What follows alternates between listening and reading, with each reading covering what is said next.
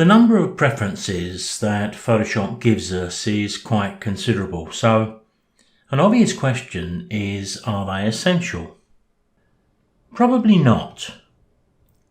After all, they are your personal preferences, and I wouldn't know what they are even if I knew you quite well. Now, maybe if you've not been with Photoshop too long, you may not even know what preferences you want either. That's perfectly normal, and your preferences may even change over time.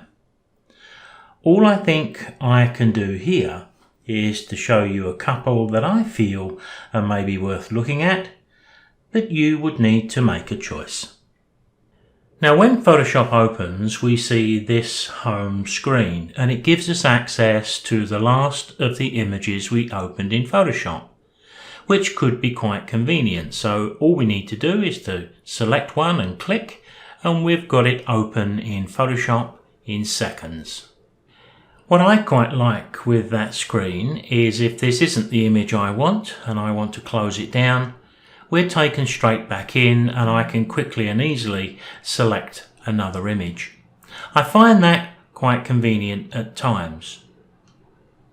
If there are no previously opened images you need here, then if you go to the Photoshop icon top left and click, we're straight into Photoshop and we could open a file from the general file open.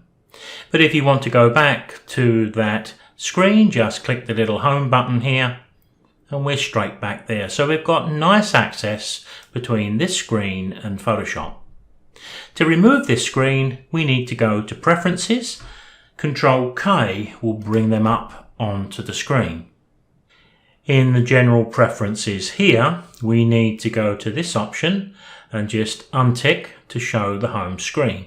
I'm going to close down the preferences here, but before I actually close down Photoshop to test this, I'm going to go into Photoshop to do that. I found this actually makes sure that the setting is saved. So I'm going to go to File and Exit. Immediately I'm going to go down to my bottom bar and relaunch Photoshop, and now when the software launches we bypass that home screen directly into Photoshop. Control K will open up those preferences once again, and now you can see I've dropped right the way down to Performance. In all of these others I don't feel there's anything I need to change. Here I click the default photos, which adjusts the history states and the cache levels on the right hand side, and as you can see the little box here, I think it's ticked by default anyway, that uses my graphics processor. Scratch disks are my next choice, and they refer to the hard drive space that Photoshop needs when there isn't sufficient RAM to do whatever we ask it to do. In that case, temporary files are written to the hard drive, so it's important that we tell Photoshop what drive is most appropriate, which one has some space free. Now, I always stay away from the C drive if possible, and with the other 3 drives that I have on my PC here, I have selected the one with the most free space, G, followed by drive K and J. We just highlight the selected drives and use the arrows here to arrange them in order.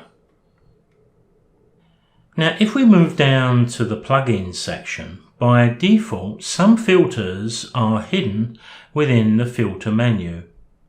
If we tick this box, the artistic filters can be seen and selected. Now, if we do decide to remove the home screen from the preferences, we can still get easy access to it via the home button. That still works, so we really have the best of all worlds here. One click and we're back into that home screen.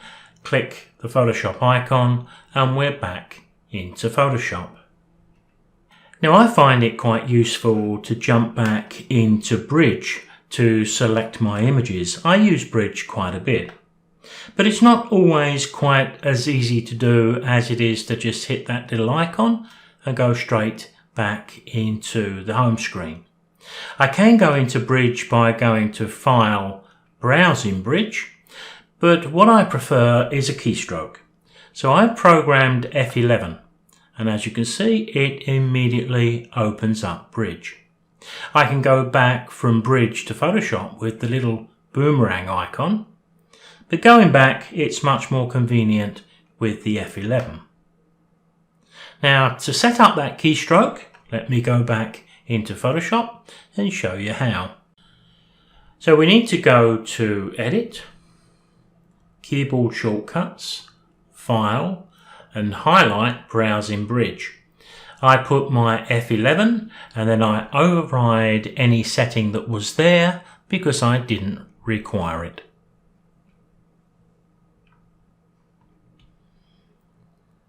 I'll see you next time.